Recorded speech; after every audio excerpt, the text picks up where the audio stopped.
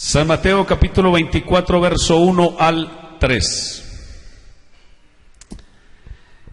Cuando Jesús salió del templo y se iba, se acercaron sus discípulos para mostrarle los edificios del templo. Respondiendo él les dijo: ¿veis todo esto? De cierto os digo que no quedará aquí piedra sobre piedra que no sea derribada. Y estando él sentado en el monte de los olivos, los discípulos se le acercaron aparte diciendo: dinos, ¿cuándo serán estas cosas? ¿Y qué señal habrá de tu venida y del fin del siglo?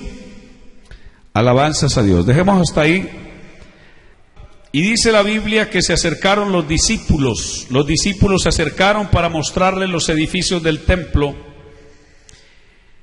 Luego, después de que los discípulos le muestran los edificios del templo, entonces se dirigen a un lugar llamado el Monte de los Olivos. Y allí en el Monte de los Olivos, Jesús les predica, por decirlo así, a sus discípulos, y obviamente por extensión a cada uno de nosotros, porque está allí registrado en la palabra, uno de los sermones más grandes de toda la historia, y es uno de los mensajes cargados de un contenido profético, escatológico, bastante fuerte, porque este es uno de los mensajes de la Biblia que más alto contenido escatológico tiene. San Mateo capítulo 24. A Jesús le hacen 3 preguntas, y yo quiero esta noche, con la ayuda del Señor, que nos enfoquemos en esas 3 preguntas que los discípulos le hacen a Jesús allá en el Monte de los Olivos, después que habían salido de la ciudad y se encaminaron hacia el monte.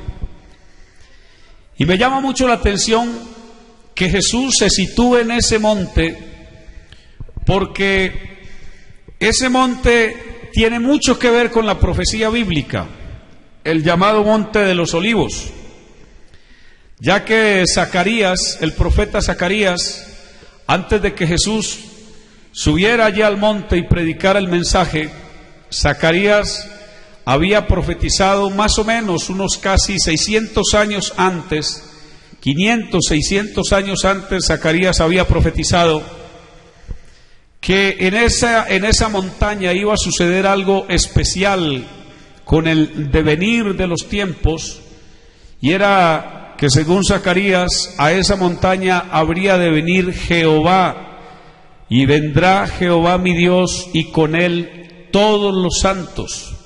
Así que había allí consignado para ese monte un mensaje profético, una promesa especial que hasta el día de hoy no se ha cumplido. Entonces, ahí en esa montaña Jesús predicó el sermón escatológico más grande, pero también la Biblia nos dice que ahí mismo en esa montaña se despidió él de sus discípulos.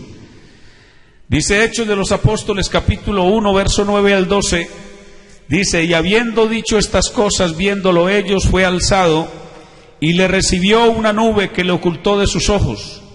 Y estando ellos con los ojos puestos en el cielo, entre tanto que él se iba, he aquí se pusieron junto a ellos 2 varones con vestiduras blancas, los cuales también les dijeron: varones Galileos, ¿por qué estáis mirando al cielo?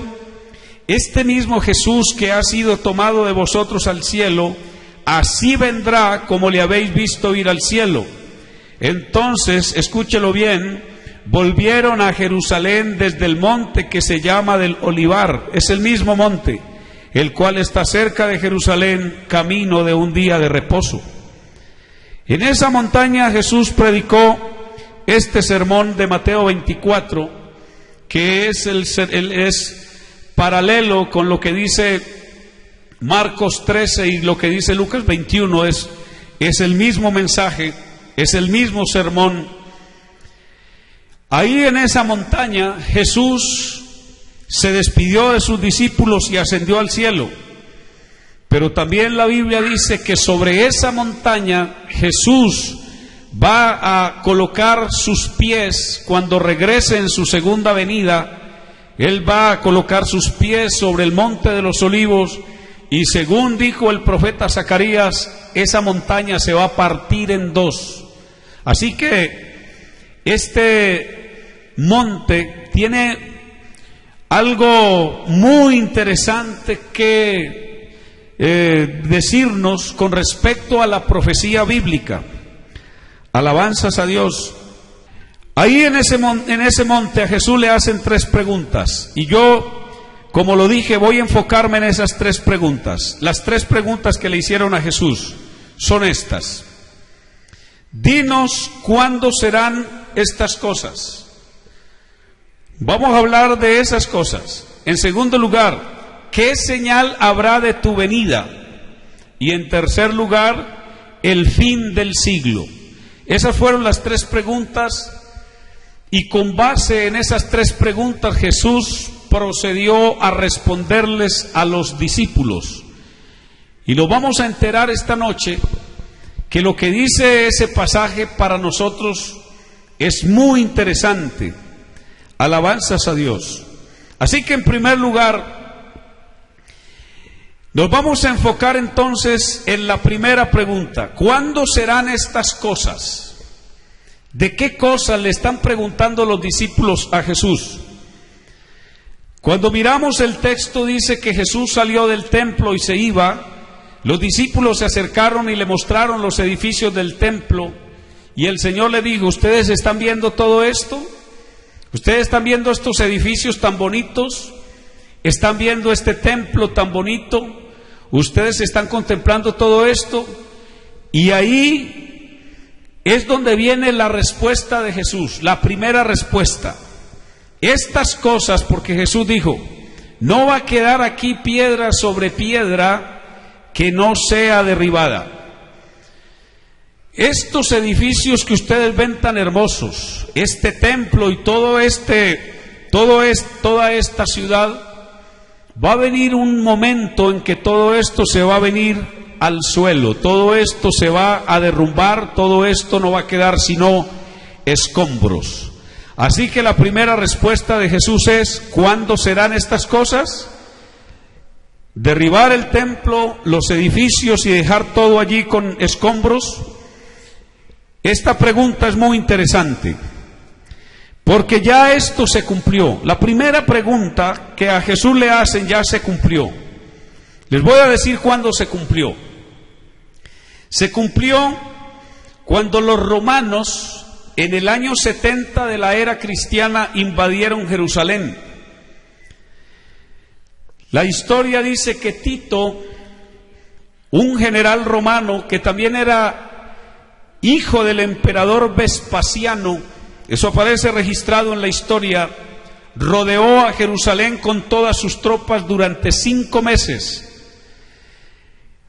El propósito de este general romano era que los judíos se rindieran dentro de la ciudad para él poder entrar y conquistarlos. Es decir, que los judíos se asomaran y le dijeran: nos vamos a entregar, porque este hombre vino, los asedió la ciudad de Jerusalén por todos lados, por donde estaba amurallada, y estaba esperando que los judíos se rindieran, se entregaran voluntariamente, porque según la historia, cuando Tito, el general romano, iba entrando a Jerusalén, un profeta que había conocido a Jesús de Nazaret y que lo había escuchado, y que había escuchado decir todo lo que había de acontecer sobre la ciudad de Jerusalén, salió al encuentro del general romano para decirle que él venía de parte de Dios a cumplir una profecía que el Mesías había dado. La historia dice que el general romano se quedó mirando al profeta y le dijo: ¿qué profecía?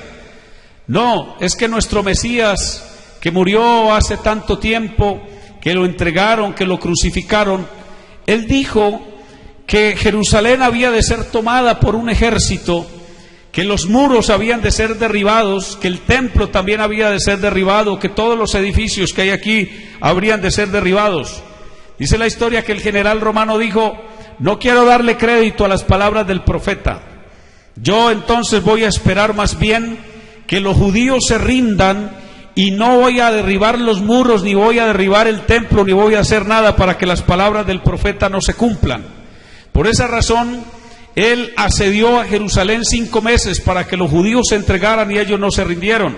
Durante ese tiempo, dice la historia, que los judíos literalmente se comían unos a otros dentro de los muros de la ciudad, porque el hambre en ese confinamiento era una cosa impresionante, era aterradora.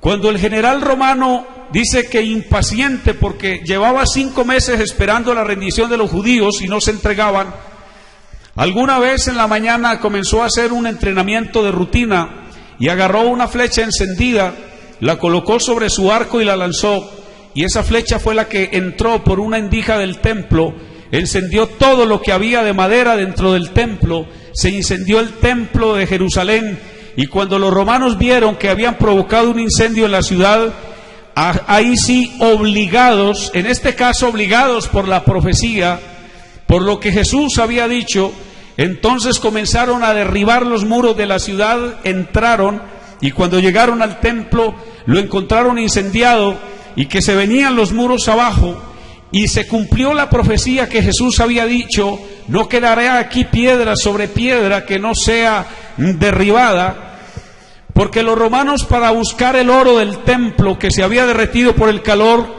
cogieron los escombros y todo y levantaron todo allí, y de esa manera se cumplió la palabra que el general romano no quería que se cumpliera, pero que le había dado Jesús de Nazaret. Y como Jesús lo dijo en este texto de Mateo 24, el cielo y la tierra pasarán, pero mis palabras no pasarán. Lo que Él dijo se tenía que hacer, lo que Él dijo se tenía que cumplir. Así que la primera pregunta de los discípulos estaba enfocada hacia eso: ¿cuándo serán estas cosas? Y allí comenzó a cumplirse, escúchelo bien, cuando el general romano, obligado por la situación que había acontecido, le tocó entrar, derribar los muros de Jerusalén. Así que a partir de ese instante, cuando los romanos toman Jerusalén, dice la historia que los romanos obligaron a los judíos a salir de Jerusalén durante ese tiempo, pero cuando los romanos se retiraron, cuando Tito, el general romano, se retiró con todas sus tropas, muchos judíos comenzaron a regresar y otra vez comenzaron a colocarse por allí con el ánimo de reedificar, con el ánimo de hacerse su casita y quedarse por allí cerca de la ciudad.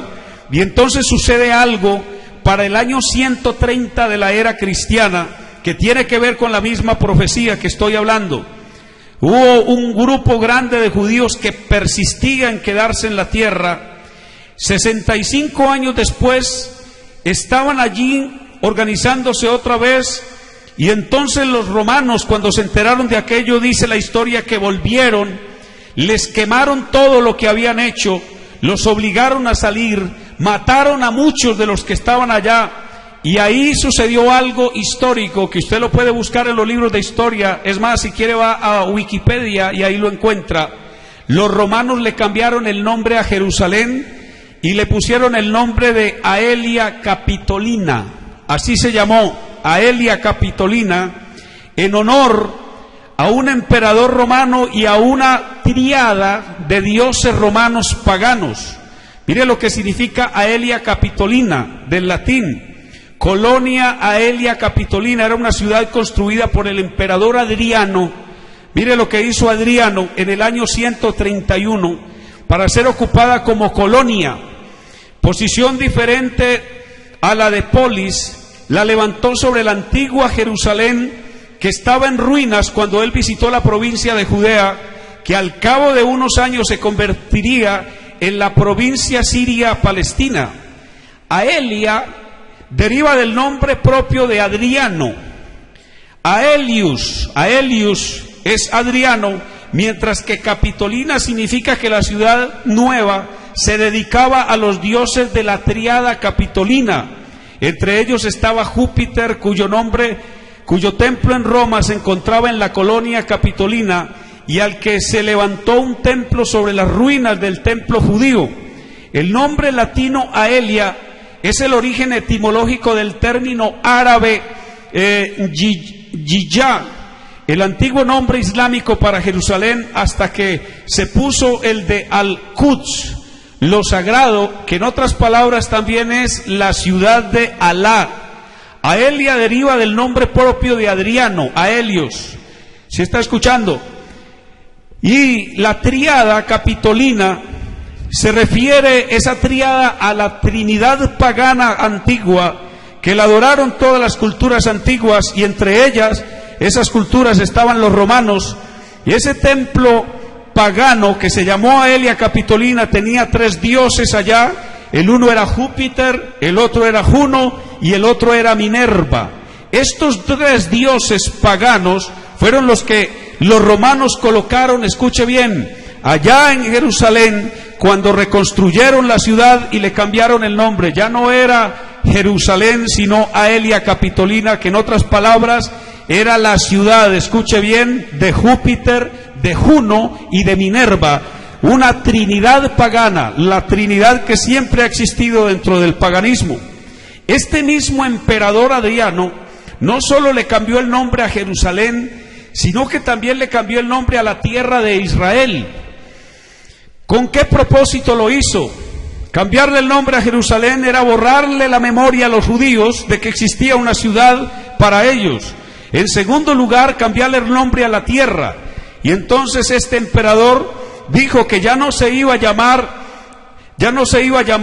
Judea de Yehudá, o en otras palabras, la tierra de Israel o la tierra de Judá, sino que se iba a llamar Palestina. Y la palabra Palestina significa la tierra de los filisteos, también en honor a una diosa pagana de los filisteos, que eran un pueblo cananeo que siempre persistió en vivir en aquella tierra. Para el año 135 de la era cristiana, aproximadamente 103 años después que Jesús profirió esa profecía en el Monte de los Olivos, escuche bien, para ese tiempo se estaban cumpliendo la primera pregunta que los discípulos le hicieron a Jesús: dinos cuándo serán estas cosas. Se cumplió la palabra de Dios como Jesús lo había dicho. La primera parte de esas preguntas se cumplió, y por eso encontramos un texto en Lucas capítulo 21 verso 20 al 24 que dice: pero cuando viereis a Jerusalén rodeada de ejércitos, sabed entonces que su destrucción ha llegado. Esto se refiere a ese tiempo. Entonces los que estén en Judea huyan a los montes, y los que en medio de ella váyanse, y los que estén en los campos no entren en ella, porque estos son días de retribución, para que se cumplan todas las cosas que están escritas. Mas hay de las que estén encintas y de las que críen en aquellos días, porque habrá gran calamidad en la tierra e ira sobre este pueblo, y caerán a filo de espada, y serán llevados cautivos a todas las naciones, y Jerusalén será hollada por los gentiles hasta que los tiempos de los gentiles se cumplan. Esta profecía, o esta parte de la profecía, ya se cumplió.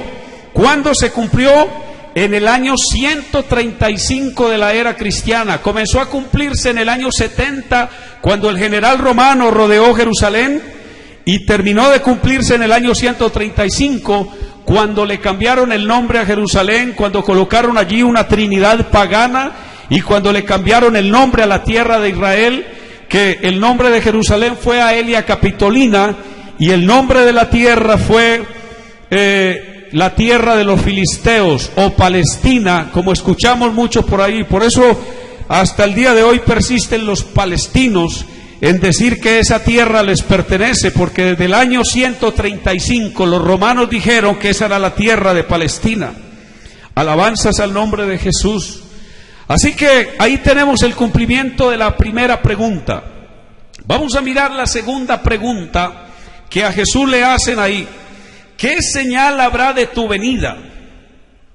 Ya la segunda pregunta entonces es para que se cumpla, escúchelo bien, del año 135 en adelante hasta la aparición de Jesús por segunda vez. Por eso dice, ¿qué señal habrá de tu venida? En el desarrollo del Sermón del Monte, Jesús dijo que habían señales que se debían dar antes de que Él regresara por segunda vez. Ahí comienza a darle la respuesta. Pero dentro de esa respuesta hay dos claves principales para poder interpretar las señales, porque ellos le preguntaron, ¿qué señal habrá de tu venida? ¿Qué debemos ver? Si ya tenemos la respuesta de cuándo son las cosas que ya pasaron, ahora entonces viene la respuesta de cuál es la señal de la venida del Mesías. Y entre esas señales de Mateo capítulo 24, que son muchas, hay dos que son muy importantes, que hay que prestarles mucha atención para podernos dar cuenta, porque son el indicativo principal del cumplimiento de las profecías bíblicas relacionadas con Mateo 24, Marcos 13 y Lucas 21. La primera señal que Jesús dijo que había de darse fue: de la higuera aprended la parábola. La higuera sabemos que es la nación de Israel, pero cuando Jesús dijo aprended de la higuera, estaba diciendo que había que prestarle atención a lo que sucediera con la nación judía. En otras palabras, la ciudad va a ser derribada. Esto aquí le van a cambiar de nombre. Esta ciudad va a desaparecer. La tierra también le han de cambiar de nombre, en otras palabras. Pero pónganle cuidado a esa higuera que se ha secado, esa higuera que ha desaparecido del mapa. Pónganle cuidado, porque esa higuera va a renacer, esa higuera va a reaparecer, y esa será la señal más importante en la profecía que Jesús está dando, para que la gente pudiera observarla y entender. Estamos viendo una señal muy importante. De la higuera aprended la parábola. Cuando ya su rama está tierna y brotan las hojas, sabéis que el verano está cerca. Así también vosotros, cuando veáis todas estas cosas, conoced que está cerca a las puertas. La higuera sabemos que es Israel, que desde el año 135 de la era cristiana la higuera desapareció como la nación de Israel. Y allá quedó, escúchelo bien, la tierra de los filisteos, Palestina. Así que a la tierra de Israel no se había vuelto a mencionar desde el año 135. Jerusalén no aparecía en el mapa ni aparecía en ninguna parte, sino que aparecía como Aelia Capitolina, la ciudad, escuche bien, de los tres dioses romanos, y además la ciudad de los paganos. Había desaparecido desde el año 135 hasta el año 1948. Fue en el año 1948 que esta profecía se cumplió, o comenzaron a cumplirse las señales que a Jesús le preguntaron: ¿qué señal habrá de tu venida? El 14 de mayo del año 1948, el mundo entero, y probablemente muchos de los que han vivido en esta generación, escuche bien, les tocó escuchar la noticia que Israel había renacido de nuevo. Después de haber desaparecido por casi 2000 años, nuevamente surgía una nación llamada Israel, y nuevamente aparecía, escúchelo bien, una ciudad en esa tierra que iba a llevar el nombre de Jerusalén. Porque hasta el momento, escúchelo bien, la situación estaba bastante complicada, por lo que ya les venía comentando. A partir de ese momento entonces renace Israel y comienza a cumplirse una de las señales más importantes relacionadas con la venida del Mesías, relacionadas con la segunda venida de Cristo. Y otra señal importante que se da dentro de Mateo capítulo 24 es la siguiente, la que está en el verso 34 y 35. Dice: de cierto os digo que no pasará esta generación hasta que todo esto acontezca. El cielo y la tierra pasarán, pero mis palabras no pasarán. Jesús está diciendo, Desde el mismo instante en que la higuera reaparezca, que la higuera reverdezca, desde ese mismo instante que vean nacer la higuera, comiencen a contar una generación, porque dentro de esa generación van a suceder cosas muy interesantes, y las cosas que habían de suceder dentro de esa generación son todas las relacionadas con San Mateo 24, las señales que Jesús dijo. Esa generación entonces que nacería a partir de allí sería testigo de todas las señales que Jesús dijo en ese sermón del monte. Y entre esas señales hay muchísimas. Yo le voy a resumir varias, y que esta generación las ha visto y las ha vivido. Esta es la generación que le ha tocado vivenciar, le ha tocado ver con sus propios ojos todas estas señales. Primera señal que menciona: la aparición de falsos ungidos. Los falsos ungidos aparecieron, escúchelo bien, mucho más que en cualquier otro tiempo, mucho más que en cualquier otra generación, aparecieron de 1948 para acá. La cantidad de movimientos falsos, con una cantidad de hombres diciendo que ellos eran los ungidos de Dios, abriendo lugares de predicación en una parte y en otra, y engañando a la gente y tirando a la gente de para atrás, y haciendo una cantidad de señales y de milagros y una cantidad de prodigios y cosas mentirosas, ha aparecido en esta generación. Esta generación también ha visto muchas pestes, y actualmente estamos ante una de las más grandes pestes de todos los tiempos. Esta generación también ha visto terremotos como nunca antes se habían visto terremotos. Esta generación también ha visto señales en el sol, porque Jesús lo dijo. Ha visto señales en la luna, ha visto señales en las estrellas, ha visto el levantamiento de nación contra nación y de reino contra reino, guerras y rumores de guerras. Todas estas señales son características de una generación y de un tiempo que comenzó a contarse desde que la higuera reapareció otra vez, después de haber estado muerta, después de haber desaparecido por casi 2000 años. A partir de este momento comenzaron a darse todo este tipo de señales que son muy interesantes. Y tenga en cuenta una cosa, que si esta profecía es cierta como está escrita, y creo que así es, porque Jesús dijo: el cielo y la tierra pasarán, pero mis palabras no pasarán. Será esta generación, según lo dio a entender el Señor, que le toque ver lo que será el arrebatamiento de la iglesia. La iglesia tiene que ser arrebatada dentro de este lapso de tiempo, porque Jesús dijo que los creyentes debían mirar la higuera y aprender de ella, que cuando las ramas de la higuera estaban tiernas y habían brotado sus hojas, estaban anunciando un verano, y ese verano que está anunciando Israel, lo que hace que reapareció, es el verano de la gran tribulación que vendrá sobre este mundo, que vendrá para azotar a toda la humanidad, como está escrito en la palabra de Dios.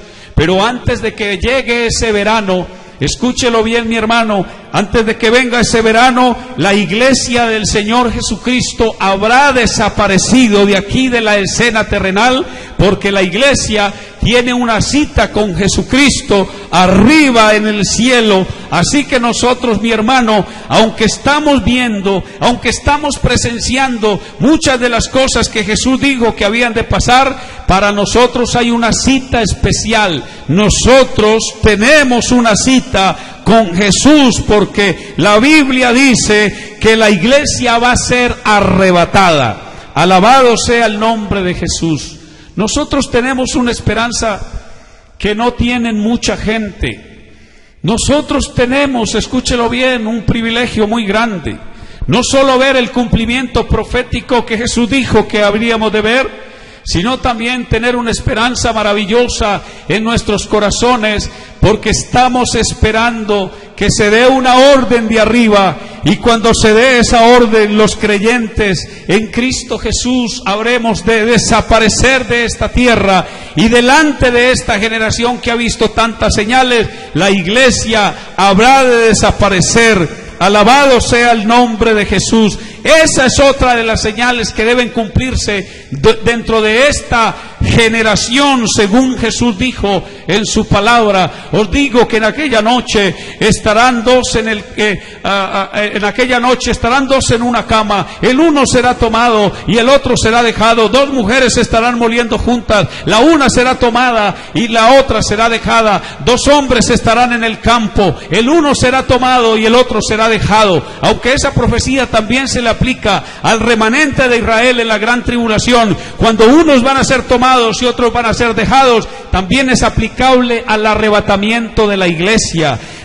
Los creyentes vamos a ser tomados y vamos a ser arrebatados. Alabado el nombre de Jesús.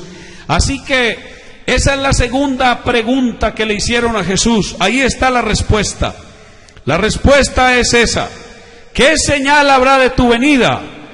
La señal más contundente es la reaparición de la nación de Israel y el nacimiento de una generación de personas que les toca ver, vivir, experimentar en carne propia una cantidad de señales y de cosas que las hemos visto hasta el día de hoy. Alabado sea el nombre de Jesús. Así que vamos a mirar la tercera pregunta que le hicieron a Jesús, porque allá le hicieron tres preguntas. Yo ya lo he dicho. Dinos cuándo serán estas cosas. Eso se cumplió ya hasta el año 35 de la era cristiana. Segunda pregunta: ¿qué señal habrá de tu venida? Esa se comenzó a cumplir del 1948 para acá, hasta que, escúchelo bien, la iglesia sea arrebatada. Luego viene entonces la tercera pregunta: ¿qué señal habrá del fin del siglo? Y présteme atención, porque esta pregunta, aunque nosotros no vamos a estar aquí para ver el cumplimiento, se tiene que cumplir según la palabra de Dios. ¿Qué señal habrá del fin del siglo?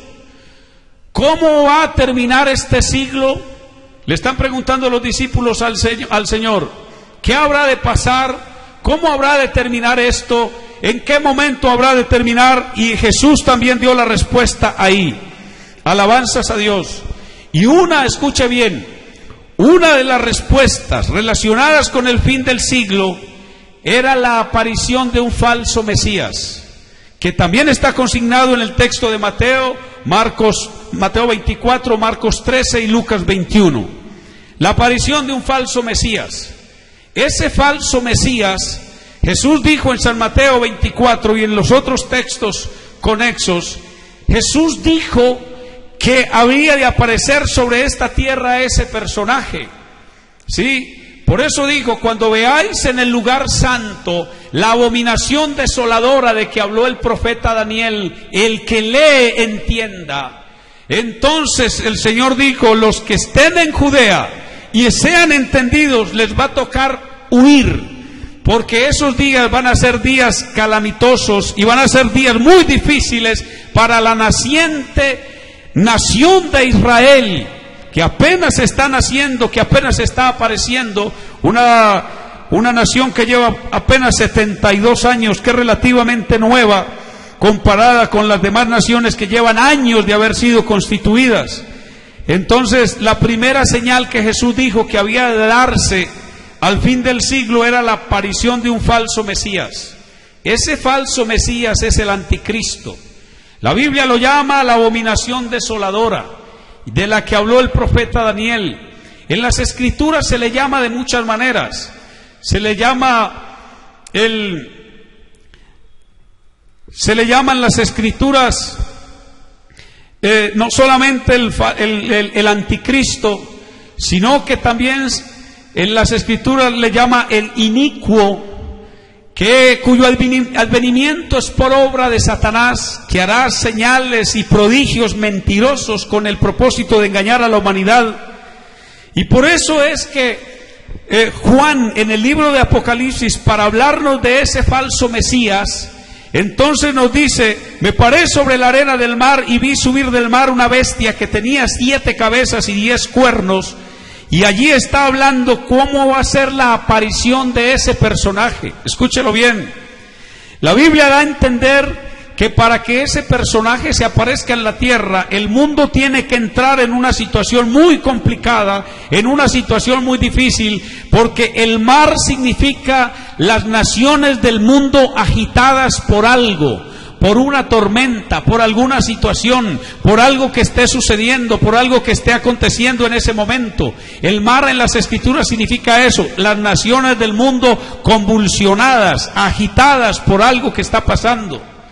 Por eso no se le haga raro, mi querido hermano, que el arrebatamiento de la iglesia esté muy cerquita, porque después de esta pandemia, escúchelo bien, esta pandemia no es otra cosa sino un detonante para que las naciones del mundo se agiten. Quizás termine esta pandemia, si es que ha de terminar, ¿me está escuchando? O quizás en medio de esta pandemia las multitudes se lleguen a alborotar de tal manera, de tal forma, que salga la gente a tirarse a las calles, a enfrentarse a la vida, y de esa manera se agiten los gobiernos del mundo y se agite la humanidad de una manera tal, porque seguramente viene una quiebra económica para todos los pueblos de la tierra, para todas las naciones, y en medio de esa crisis económica, entonces es cuando dice Juan: me paré sobre la arena del mar y vi subir del mar una bestia que tenía 7 cabezas y 10 cuernos. Probablemente en este momento, escuche bien, se esté preparando la plataforma para que ese individuo, que tiene que ver con una señal del fin del siglo, como Jesús dijo, entonces aparezca. Créame, mi hermano, que la partida de nosotros de aquí está más cerca hoy que nunca. Y entonces ese individuo aparecerá, conquistará el mundo según la palabra de Dios y llenará el mundo de las mentiras por todas partes. Algunos están predicando que después de la pandemia viene un avivamiento grande y que probablemente muchas almas se van a arrepentir, se van a convertir. Pues sería muy bueno que leyeran la Biblia, porque al parecer lo que viene después de todo esto, quizá lo que viene después de esto sea el arrebatamiento de la iglesia y la conversión de muchas naciones y mucha gente que está predicando que naciones enteras se van a convertir a Jesucristo. Déjeme decirle que lo que da a entender la Biblia es que naciones enteras se van a convertir a este falso Mesías, porque Él los va a engañar a todos. La gente creerá en Él y pensará que está creyendo en la verdad, pero no, los está engañando, como dice la Biblia. Y entonces comenzará en esta tierra la gran tribulación como una señal del fin del siglo, porque durante la gran tribulación se derramarán todos los juicios de Dios. Un juicio tras otro vendrá, y cada juicio de esos lo que está anunciando es que este siglo, hablando del siglo como este mundo malo, hablando del siglo como este mundo perverso, hablando del siglo como este mundo materialista y diabólico, a eso es que se refiere. No se refiere al fin del mundo, se refiere al fin de una era gobernada por el diablo, una era gobernada por los gentiles, como está en la palabra. Alabanzas al Señor. Una era de maldad, una era de falsedad. Cuando llegue ese final del siglo, vendrá, porque muchos juicios de Dios habrán caído sobre la humanidad. Y entonces también será el final del imperio de los gentiles. Los gentiles han estado gobernando al mundo desde Nabucodonosor, rey de Babilonia, hasta nuestros días, y lo gobernarán hasta que se dé la segunda venida de Cristo. Así que el fin del siglo también se está acercando. Y entonces durante la gran tribulación se dará la destrucción de todo el sistema actual. Todo se desmontará y todo quedará en ruinas, porque el fin del siglo lo demarca un evento escatológico importantísimo, y es la segunda venida de Cristo. En el momento que Jesús venga con todos los santos, en el momento que Jesús venga con la iglesia que se llevó, en ese instante se dará el final de este siglo, que fue la pregunta que le hicieron al Señor Jesús. Mire cuán cerca estamos de todas estas cosas. Mire, estamos frente al cumplimiento de la palabra de Dios, frente al cumplimiento de la profecía bíblica. Este siglo tiene que colapsar, este mundo tiene que entrar en un colapso, este mundo tiene que entrar a su final en el sentido del sistema actual que hay. ¿Por qué? Porque según la visión, la revelación que Dios le mostró al profeta Daniel cuando le interpretó el sueño a Nabucodonosor, era que terminado el imperio de los gentiles, entonces habría de desprenderse desde el cielo una piedra cortada no con mano, y esa piedra cortada no con mano es Jesucristo, que había de venir y destruir los poderes mundiales de los gentiles, y terminaría el siglo malo, y entonces se instauraría en esta tierra el reino de los cielos, el reino de Dios, porque el Rey de Reyes y el Señor de Señores habrá de venir a reinar sobre esta tierra con todos sus redimidos. Así que aquí está la respuesta a la tercera pregunta que le hicieron al Señor Jesucristo. Repito, la primera pregunta fue: dinos cuándo serán estas cosas, lo que aconteció desde el año 70 hasta el año 135 de la era cristiana. Segunda pregunta: ¿qué señal habrá de tu venida? Lo que comenzó a suceder del año 1948 para acá hasta que la iglesia sea arrebatada. Y tercera pregunta: ¿cuál va a ser el fin del siglo?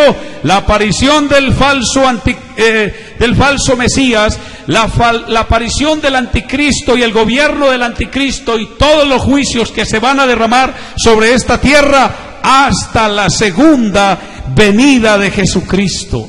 Alabado sea el nombre de Jesús. Como podemos ver, hermanos y hermanas, estamos aproximándonos al final de esta era. Los seres humanos dicen que este mundo hay que arreglarlo de una forma o de otra. Según los expertos, hay unas élites poderosas en el mundo que están trabajando para disminuir la población mundial, porque según ellos, este mundo ya no aguanta, escuche bien, con tanta población contaminando, con tanta gente haciendo daño, no aguanta este mundo, entonces tenemos que reducir la población mundial.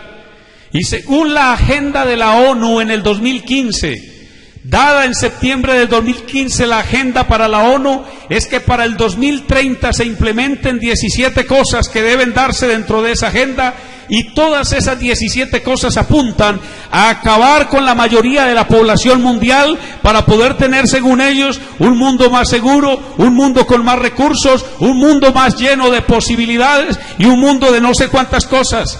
Pues quiero decirle algo: tal vez el Rey de Gloria tenga una agenda más importante que esa, y está moviéndola, y está también pasando de puntico en la agenda. Alabanzas al Señor, porque lo que los hombres están planeando para que se dé, ya el Rey de Gloria lo tenía en la agenda hace mucho rato. Es verdad que este mundo no aguanta con tanta maldad, es verdad que esta tierra no soporta tanta contaminación y tanta cosa que hay. Alabanzas al Señor. La Biblia dice que sobre la tierra se agravará su pecado, y que va a caer algún día y que nunca más se va a levantar. Este mundo se está encaminando hacia allá, pero nosotros que tenemos la palabra profética más segura, creemos que el que está llevando todo esto hasta allá es el Rey de Reyes y Señor de Señores, porque Él va a venir a reinar por 1000 años sobre esta tierra.